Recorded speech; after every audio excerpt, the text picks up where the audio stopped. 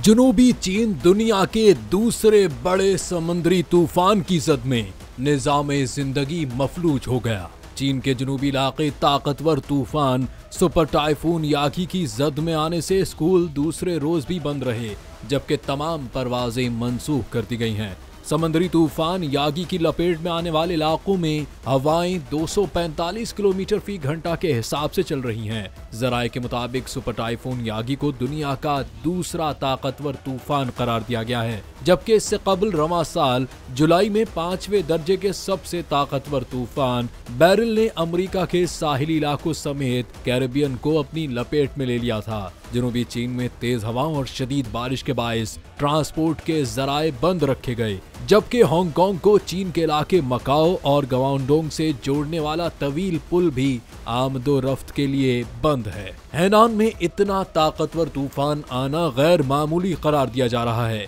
साइंसदानों का कहना है कि माहौलियाती तब्दीलियों के बायस समंदरों के दर्जे हरारत में इजाफा हुआ है, जिसके नतीजे में टाइफून की शिद्दत भी पहले से बढ़ गई है।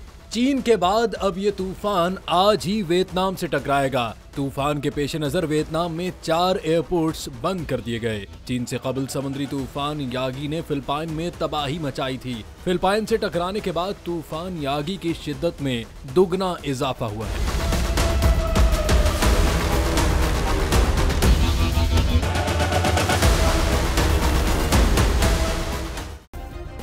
सब्सक्राइब करें और बेल दबाएं ताकि कोई खबर रह न जाए।